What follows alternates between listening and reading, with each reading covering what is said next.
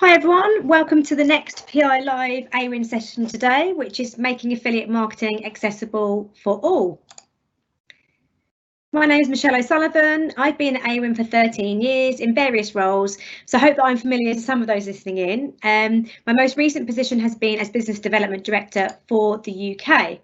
As part of my role within business development, I have spent the last few years working almost exclusively on the client segment this session embraces today, which is Micro-SMEs. I'll spend a few minutes covering these advertisers, their emergence in the channel and specific needs. Then there are two advertiser spotlight sessions where I'll be joined to have a chat with Gary from Pacamask and Dan from Down Your High Street. At the end, there will be 5 minutes or so for us to answer any questions that you might have. So please share these as we go through via the software, and we'll do our best to cover as many as possible. So to begin, what do I mean by micro-SME? This is actually defined as startups and small businesses that are early in their journey and typically have under 10 employees. This segment makes up 93% of all SME businesses across the EU, which is a significant 23 million. The engagement firm is seeing a fast spell of growth, with Awin experiencing an increase of 38% year on year with new business inquiries.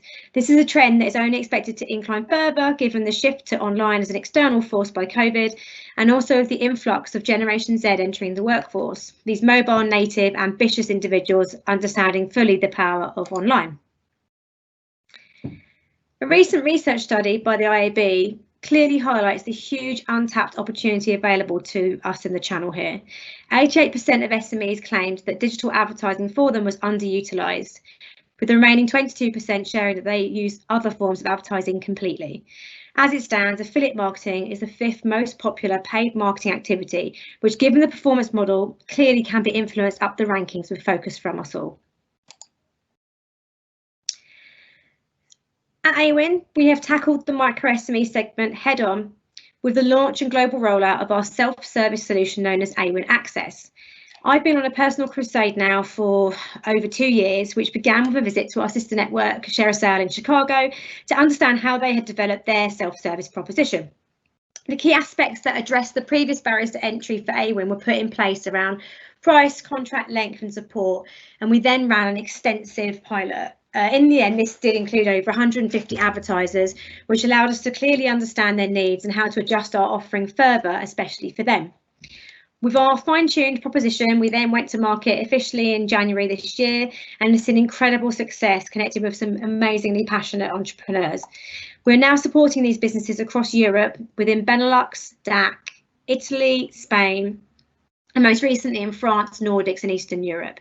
This rollout was fast-tracked when COVID hit, as we could see how important the solution was going to be for these businesses. And there now are over 520 programs up and running, with figures set to at minimum triple into 2021.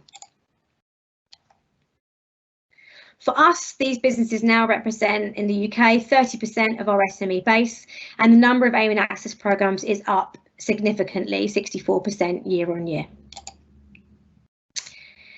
So from all this work that I've been doing with these micro-SMEs, let's have a little closer look at what their actual needs are. So I split this into 3 categories: simplification, education, and consistency. Simplification needs to be applied through every step of the advertiser's journey, but it's most imperative at introduction and onboarding stages. With a limited number of employees, the reality is we are often dealing with the founder who will be juggling all the roles in the business. They have a much more limited amount of time to understand the concepts to affiliate marketing and to actually get started.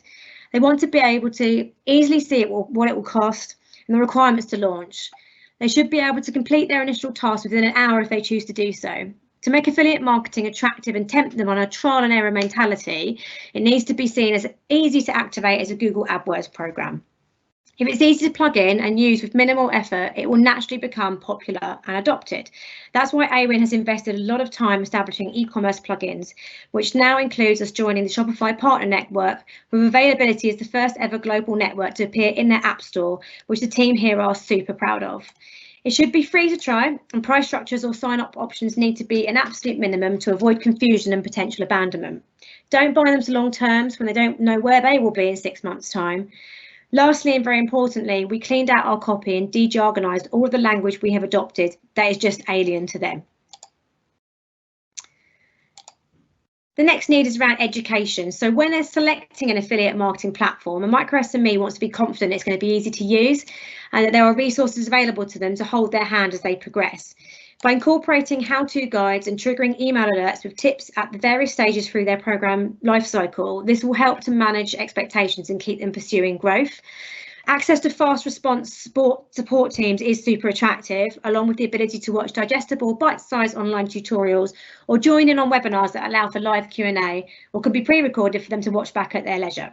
The education process will likely take some time, so it's good to repeat the need to conduct important tasks or raise topics for consideration. By refreshing messages, they will gradually learn how to optimise these online partnerships. And the last is around consistency. So due to the limited time they will have to work their programme and partners, they want to learn a tool and for it to remain consistent and familiar with as much automation as possible. Minimise the amount of changes you make to the technology you offer and try and keep adaptations to new features very clearly labelled with alerts to show what has changed and why. If they have to spend further time relearning a tool, fatigue and frustration will very quickly kick in and they may disconnect from the channel completely for the foreseeable future, putting budget elsewhere.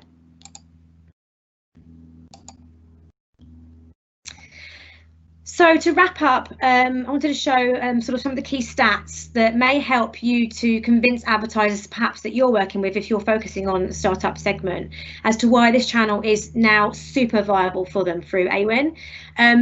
They can launch within an hour. If this is something that they decide they want to do and they've got an afternoon free, this is now possible. 46% of our programs become sale active in the first week, so they're not going to be waiting a long time to see a return on their investment, and actually 83% within the first month. On average, once a program reaches 3 months of age, publishers will be driving 15,000 views per month and it will have 40 active partnerships in motion. So my final point is really around this trend to shop local. A survey that Awin conducted to over 2,000 consumers showed that 59% were making a conscious effort to do so. I think this is demonstrated in the performance of Awin Access to date, where publishers have supported these newly emerging brands to the sum of pushing 6.3 million customer visits and transacting 16.3 million in sales revenue so far. Right, so now we're on to the first of our advertiser spotlight sessions for today, and I'm joined by Gary from Pacamask. Hi, Gary. Hey. Hi. How are you? Yeah, good, thank you. Thank you for having me on.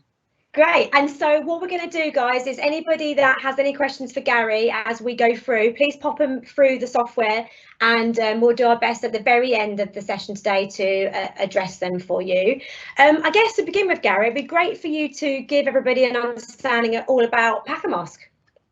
Yeah, sure. So Pacamask is really like a lifestyle brand for face masks that's fun. We're promoting the safe use of reusable face coverings, encouraging people to switch from disposable masks, which, as you know, are everywhere and they can't be recycled. So we're encouraging people to switch from disposable masks, offering, loads and loads. I mean, over 30 different cool designs for every kind of demographic, and that's pretty much what we've been doing. Now we're working on accessories as well. So cases that can keep your mask safe and clean, sprays and UV wands to clean devices. So very much a lifestyle brand for the kind of the COVID era. Okay, and I think whilst obviously masks, so we know is a COVID necessity, the program has really exploded. It's huge, and I think actually quite stark to compare it to some of the other mask programs. What do you think has been the secret to that success? I think it kind of is the same where we have other advertisers with other subsectors where there's a lot of noise. So it'd be really good to understand how you achieve that. Well, yeah, so we launched very early in the year. As soon as we saw there was a need there. I mean, the big thing when we launched was there was a bit of a problem with everybody buying up all of the PPE, and that was kind of the platform on which we launched originally. Was here's a really cool face mask. It's for consumers, not doctors, not, this is not PPE. This is really a face covering. And that's how we started. And we've got a great team with designers, web designers, creative, manufacturing. So we've been able to quickly put out a lot of really great, marketing assets and keep growing our range. So we have different designs. People, customers are submitting designs, what they want to see. And now, if you look at our store, we've got just tons of different designs, something for everybody.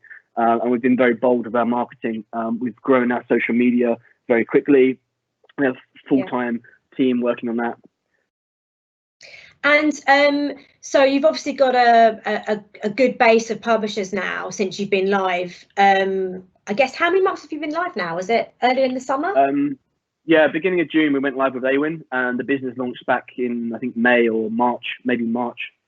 Okay, and so obviously you've got this key set of publishers now. How are you keeping their interest fresh and maintaining their attention and program engagement?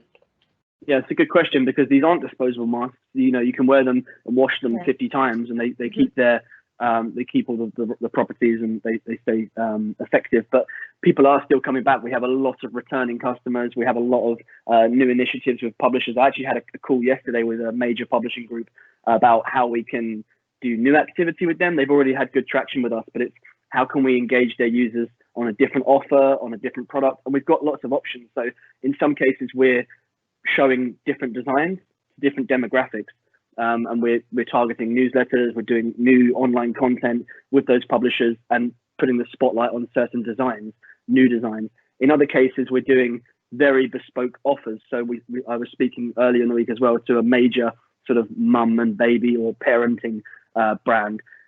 What we're looking to do with them is some kind of offer where you could buy 2 adult masks, get 1 child mask free, and that's brand new. That we haven't done that before, but we're thinking of stuff like that just for them, and we're doing that again and again with different brands so that we can keep engaging their users.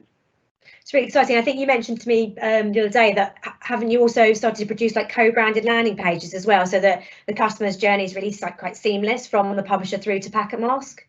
Yeah. So with publishers, we have an existing relationship. We know what they can do numbers wise. Then yeah, we can dedicate some resource internally to produce really, really good looking either email creatives, and then when they click through to the offer page, it's an exclusive code or it's an exclusive offer.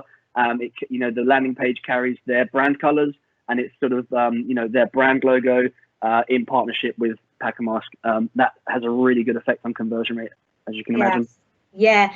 And I think it just shows how, as a kind of, today's all about Micro-SME, how agile you can move, and how publishers can really get that level of customization for your program.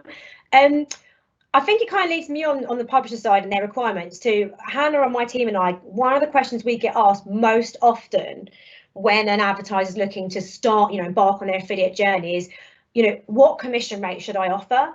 And it'd be really good for everyone listening to understand, like, how did you shape your commission? I think everything about your marketing is very bold, and obviously your commission levels are as well. So how did you decide on what commission rate to offer? So it's a really good question, and it is different for every brand. What we did, I think it kind of evolved because we were doing a lot of social media ads, and we knew what our kind of target cost per acquisition was after spending a bunch of money on Facebook and Instagram. So we started that as a kind of a baseline. But we had an internal conversation and said, look, what's our margin, and then what's the most we're prepared to give away? If we were to make £1 million in sales through Awin, for example, that would be quite a successful month. And so, what we'll be prepared to give away to generate that kind of volume. So we were, I think, very generous with our affiliates, and we've not changed our terms in terms of the payout, the percentage. We've kept it very high. It's 23%. And if you look across any affiliate network, including Awin, that's quite rare. And especially the biggest brands pay the smallest commission. And there's a reason for that, because they have a big brand that everybody knows them. They think, and probably quite rightly so, that people are going to come to them anyway, and they don't want to spend too much on the marketing. Well, we're a smaller brand, a new brand in a very, very busy marketplace, a new saturated market. So one way that we encouraged and tried to grow quickly was to put quite a generous commission rate in place, and that's actually been the feedback we get from publishers and affiliates all the time, is that this is the best paying program they've got. Yeah, I think it's a great piece of advice, to cut through that noise. You're doing all the things you're doing with your customized promotions, but also just ranking high on commissions going to get publishers to notice you. You're going to stand out from the crowd. We've not got a huge amount of time left, but it'd be good to understand how you kind of approached launching a program and how simple you found it to get integrated. Yep. so integration was really easy. The reason we, what kind of sparked the program is initially I was working on direct partnerships with many publishers, both in print and digital, and then started having more conversations around editorial, sponsored editorial with affiliate links, and so a few publishers that were then kind of in agreement about what to run. Then sort of said, here's a few affiliate networks that we're on. You know, Awin was top of the list. Sign up here, and we can run this activity we've been discussing. And then, you know, I know from experience that there's normally quite a high bar to get a program on Awin. Then I spoke to your team, and obviously Awin Access is now a thing, and that was great for us because we were able to jump straight in quite quickly. I think we were set up within sort of 3 or 4 days and live. So it's really, really quick and easy, very low risk because we had publishers already lined up to join the program. We went live, sent them the ID, and just started making revenue quickly. And from your experience of Awin Access, what do you think are kind of the best features to the offering? So for me, having worked with a non-access program in the past, you know, I've worked on bigger sort of managed programs and other types of programs. I was very surprised and very pleased that there's no difference in terms of the access that you get to with an Awin Access program. We can see every publisher and affiliate that's in the directory, in the network. We can invite them, we can message them. You know, everything's there. The email management, or what do you call it, the messaging tool, where you can send a message to everybody on your program, or you can create groups and then send them to that group. I did that quite early on. So once we had a few hundred publishers and affiliates signed up, I created segments and sent voucher codes to some of them where it was suitable. And you know, the next week we saw a massive spike. So having access to all the same tools that even the top tier brands on the network have, that's been key to us. Amazing. It's been so great speaking to you.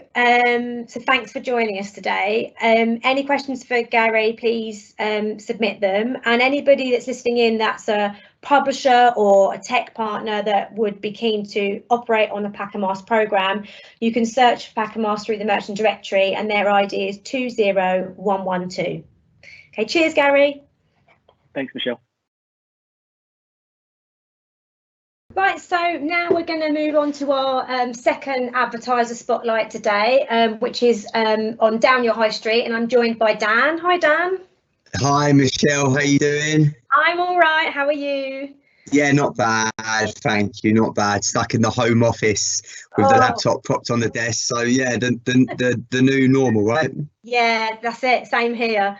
So just quickly to everyone listening in, as we did with Gary, any questions for Dan that you think of as we go through the next few minutes, pop it into the software, and Dan will do his best at the end to answer for you. But I guess, Dan, in the same way that Gary gave a summary about Pacamask, it'd be really great for everyone listening in to understand, you know, what Down Your High Street's all about. Yeah, definitely. Thank you for the opportunity. So downyourhighstreet.com is a marketplace. Now, when you think of an online marketplace, you think Amazon, eBay, and so on. We're very similar in terms of the business model, but our platform champions independent retailers that have a bricks and mortar presence on the high street. So when you visit the different areas or your local high street and you find these really cool boutiques and independent shops off the beaten track or on the high street, we champion those. We help them with their digital presence. So when you're promoting products from our platform, or when you're buying products from our platform, you're supporting those businesses and you're helping customers find them. So we've got an ethical edge to us, but we are this omni-channel solution to support retailers while helping them make sales online. Fantastic. And I think, you know, this is exactly what Awin Access is all about. You know, it's supporting, you know, British businesses, you know, nurture homegrown e-commerce. So yeah, I mean, when we saw you join, we were just so excited. And I think opposed as in kind of difference from Pacamask, which is obviously more sort of not single item, but just on one sector. Yeah. You've got such a broad range of products. So yeah. when you're putting together your strategy around your program, how do you focus your attention? Do you base it on a specific type of publisher, or do you look at how you can support certain sectors? How does that look for you guys? Yeah, great question. It's actually probably one of our biggest strengths, in my opinion, is that we have over 70,000 products on the website, and that's from over 750 different small retailers. So it's really hard for us to be super specific with the different industries of products that we sell. But what we do really well is we curate our data into a product feed so that we can work with publishers that are able to really take that and put it to good use, whether they do that through their own artificial intelligence kind of algorithms or, you know, their own kind of setup. But that's how we focus our campaign, because it's what works best for us. And every week when a new retailer comes on, we follow the same process in getting their data onto the platform. Most likely we're integrating to their website as well, so we're getting the data at its strongest point. Yeah. And that's coming into our feed, and that's what our affiliates are getting when they use it. So I'd love to say that we have really cool specific campaigns for all these different publishers, but it's more the volume that we offer. Yeah, and I guess for anyone listening in that's not familiar with what a product feed is, essentially it's an extract file of all of the data that relates to each item that you sell. And this file contains like standard columns of field information. And there's different ways that can be put together. So I guess question back to you, Dan, would be, as product feed is so instrumental to your program success, what do you think is important for maintaining what I would call like good feed health? Yeah, if someone would have asked me what good feed health was when we started the business, I would have thought they were talking about the plumbing or something. But it's now one of the most important parts of our website, because it's our outwards kind of feed to anyone that wants to help us promote products. And that's not only Awin, that also helps us drive products to like our Facebook marketing as well. So it's really important that businesses, no matter the size, get these feeds together. For us as a large product-based company, it's imperative. But good feed health to us, it's got a number of different things, but it stems from the foundation of the data. So when we started the business, if I would have knew what good feed health was back then I would have actually started the business with that in mind. And the reason that is because all these different retailers we work with have different brands for their products, different description titles and so on, different variants, so that's colours, sizes and different options like that. So our responsibility is to make sure that we're entering that information correctly into the product feed so that affiliates can use it, because if it's messy and they're not getting what they need, they just simply won't drive you revenue. One of the most recent changes we made is we didn't have brand names as a specific field in our feed, and that's because we were not putting that from our retailers. And one of our developers had the great idea to extract the brand names from the product titles and descriptions. So he just pulled all that information across, and almost instantly in doing that, we noticed an uplift in the products we're selling. And that's because Google and the kind of CSS platforms, they require that information for some products to be advertised. So that was a huge upside for us. Yeah, I think that's important, isn't it? The whole standardization of the content that you have, or the copy that you have in the fields, so that it's consistent. And I guess for you, kind of mapping that, because you've got so many advertisers, mapping that all together, like for continuity. What other lessons do you think you've learned along the way? It's a really tough question to ask, because I think even in today's business climate with COVID-19, there's no rule book on what's happening. You just have to learn from others. So working closely with Awin and speaking to other companies that have gone through the affiliate marketing process before, we learned a lot about the relationships that you need to build, and you have an abundance of affiliates on your on Awin, and you can sit there and you can let your account there and you just kind of be present, and it will get some communication from affiliates, but you need to reach out, you need to build relationships, and some take more to nurture than others. And one of the relationships that we built when we first started was with an affiliate called Red Brain. I know you done a session with them a few weeks ago, didn't you, about CSS? Yeah. And I actually called that a bit today, and they sound like a really cool company. So, but their onboarding process is so simple, and I was worried when we first started, thinking that we'd have to be affiliate experts to get going. So Awin Access kind of gave us the opportunity to get started. And then the first affiliate that we really saw the huge value with was RedBrain, and that was because they take the you was discussing this a minute ago, wasn't you? They take the feed from Awin and they turn that into a Google feed, and then they run your adverts on that. And we were running our own, well, some of our own Google ads at the same time as well. But what we found is that just added so much more value to the return on ad spend for us as well, because we was getting more impression share on the Google campaign. So my biggest concern at the beginning was, if we use an affiliate that's doing CSS and we're doing it ourselves, does it kind of overtake what we're doing, and it will cost us more money? But it didn't. It actually really added to the value. So yeah, I think the lesson that I learned the most, than us as a company, is to just go with it, even if we weren't sure of how it works. And Awin Access kind of give us that opportunity to open the door and go from there. And I don't know if anyone listening in has read it, but we did a case study with you a month or so ago, and part of that spoke of your kind of e-commerce journey. And I would say it followed a fairly traditional approach, where it's kind of, you know, the website was built, you got obviously a lot of businesses on there, then you looked at SEO, then paid search, and then affiliates. But given what you know now, you know, would you have started affiliates sooner? Most definitely. You know, everyone starts a business with the goal in mind, and we definitely would have hit our revenue targets earlier if we did, because just that story then of, you know, RedBrain and how easy they are to use. We could have done that. We could have done that 2 years ago, and we wouldn't have needed anything else than we have now. We would have had less products, but I think RedBrain work whether you've got 100 products or, you know, 25,000, which we might have had 2 years ago. So yeah, kicking myself slightly, but that's definitely something that I would do from get-go. It's so great to hear the growth that you're experiencing and how happy you are on the platform. And I think that anybody listening in that wants to connect with Dan or straight off go and join the program, please log into the merchant directory. You can search for Daniel High Street, or the merchant ID is 18599. So thank you, Dan, for your time today. Yeah, thank you for having me as well. It's nice to be able to speak openly with the platform that we rely on. It's really good.